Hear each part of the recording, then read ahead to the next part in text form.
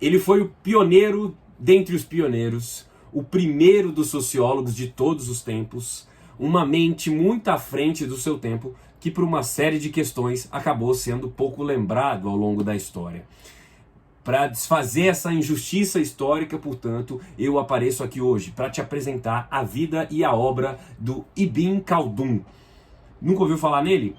Pois é, você está no lugar certo para isso. Muito prazer, eu sou Túlio Augustus, sociólogo e professor, e convido você, minha caríssima, você, meu caríssimo, a fazer parte aqui dessa conversa. Já se inscreve aqui nesse pobre canal, clica aqui embaixo, deixa seu like aí no vídeo. Se você não gostar, você tira o like depois, não tem problema, é de graça. E, claro, eu e minha vasta equipe de centenas e centenas de profissionais estamos ávidos para ler os seus comentários, suas contribuições. Então deixa aí nos seus comentários o que você está achando dessa história toda. Bom, eu comecei o vídeo falando que ele é um dos pioneiros na sociologia, né? O primeiro dos sociólogos. Você pode julgar que eu esteja um pouco forçando a barra, e em certa medida tô mesmo, porque na época em que ele viveu nem se falava em sociologia, isso nem existia. É com os critérios de hoje, com os olhares de hoje, que nos é permitido olhar para trás e ver que o que ele estava fazendo era algo muito próximo de uma sociologia. Por isso a gente o considera aí como um dos primeiros sociólogos da história, se não o primeiro sociólogo da história. Pois é, vamos falar do cara, enfim, né? O nome dele é Ibn Khaldun. Ele é um árabe, nasceu ali no século XIV, em 1332, e morreu em 1406. Ele nasceu na região do que é hoje a Tunísia e morreu no Cairo, no que hoje você sabe que pertence ao Egito, ali no norte da África. E ele foi muito pioneiro no seu tempo, porque ele fez uma série de considerações, de estudos de natureza histórica, política e sociológica, né? Ele era um daqueles intelectuais muito versáteis, né?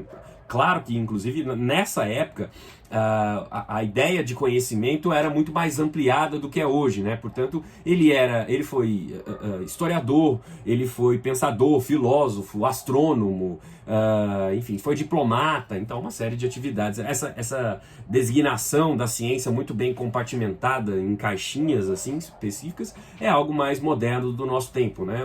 Os grandes pensadores da antiguidade não estavam muito apegados a isso, né? E eu digo que ele foi um dos primeiros sociólogos da história, não sou eu, apenas estou dizendo isso, porque ele reivindicou nos seus textos, nos seus estudos, a necessidade de uma ciência da sociedade. Olha só, né? Uma ciência da organização social. E isso é extremamente pioneiro, né? Ele se queixava dos historiadores da sua época, que tinha uma postura extremamente descritiva, né, e pouco analítica a respeito dos fatos, dos fenômenos sociais e históricos, né? Então ele queria ser, na função de historiador, que ele também esposou, né, ele queria ser bem mais do que um mero contador de histórias. Ele queria fazer uma análise mais aprofundada dos fatos à luz da ciência, né, e não apenas tanto à luz de achismos. E nesse sentido também ele estava em muita sintonia com a ciência mais moderna, né?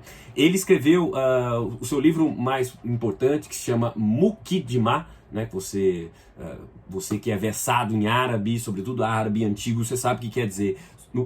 Esse é o título que levou o primeiro dos volumes dessa obra dele, quer dizer introdução, né? Ele escreveu em 6 volumes, ele dedicou mais de 30 anos da sua vida escrevendo esses livros, né? Parece que até os últimos anos da vida dele ele estava copiando novamente e retrabalhando nesses textos.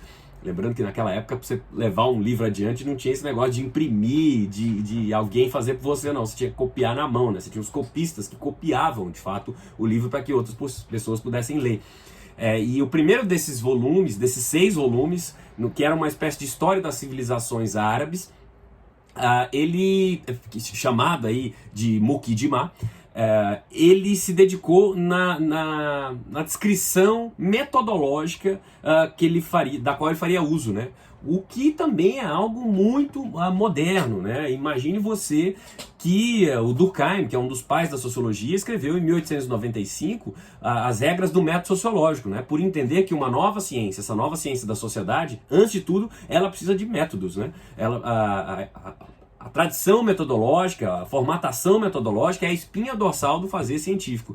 E ele já lá no século XIV estava se queixando das deficiências metodológicas existentes na época e se dá o trabalho de explicar para os seus leitores, no primeiro dos volumes, quais são os caminhos ali que ele vai, dos quais ele vai se utilizar para fazer o levantamento histórico, metodológico. Então, nesse sentido, é muito pioneiro, né?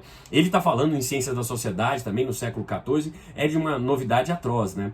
Pensemos que aqui no século XIX, o Saint-Simon, que é um dos pais da sociologia, estava falando em fisiologia social. Né? O Augusto Comte, que é o pai do positivismo, né? Um dos pais da sociologia, estava falando em física social. Né? O termo sociologia, na verdade, só vai se tornar ali mais conhecido a partir de 1830, por aí.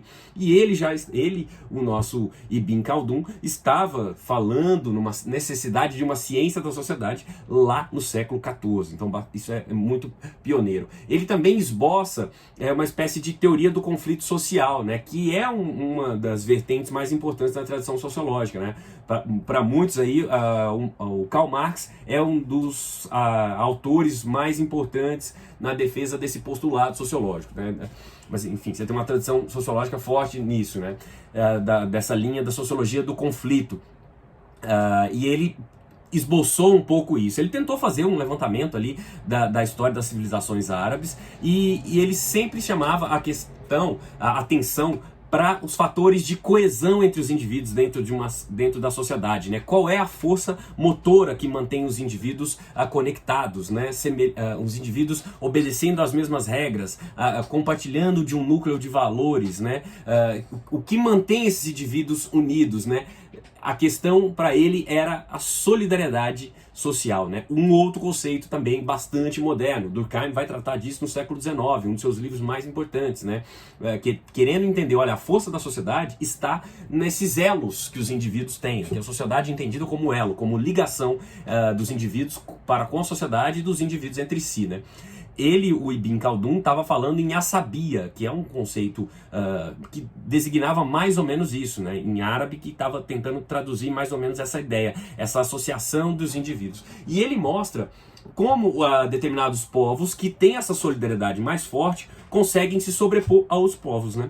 Ele tratava especificamente dos beduínos, né? Que eram povos nômades e que, por sua vez, tinham essa solidariedade muito forte e eles conseguiam se estabelecer sobre outras sociedades, sobretudo outros povos sedentários, né? Que sedentários são aqueles povos não nômades, né?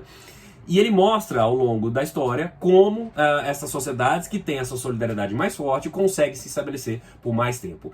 No final das contas, ele está falando que o grande motor da história é a busca pelo poder, né? Ele tenta mostrar ao longo das gerações como a perda desse elemento mantenedor, esse amálgama social, que seria essa solidariedade entre os indivíduos, faz com que aquela sociedade se enfraqueça e, portanto, ela seja depois tomada aí por sociedades diferentes, né, por outros grupos, né, ela seja subjugada. Ele mostra isso no caso dos beduínos nômades. Ele foi lido, há historiadores que digam isso, lido pelo Maquiavel, né? O Maquiavel, que estava, aquele que escreveu o Príncipe, né? Que está ali na raiz da ciência política, ele teria sido lido pelo Maquiavel e o Ibn Khaldun, estavam também pensando a formação do Estado moderno, né, a formação, a trajetória do Estado, que é uma questão ainda muito importante na ciência política e na sociologia em geral, né? Então ele teve ali uma importância muito grande, um foco muito grande para essas questões do poder e por isso ele acabou sendo resgatado a partir do final do século XIX, início do século XX, a história do Ibn Khaldun acabou sendo um pouco resgatada. Se você aprendeu um pouco sobre o nosso personagem de hoje, o Ibn Khaldun, não deixe de se inscrever aqui nesse nosso canal, de dar o seu like e de aparecer aqui mais vezes. Um abraço e até a próxima.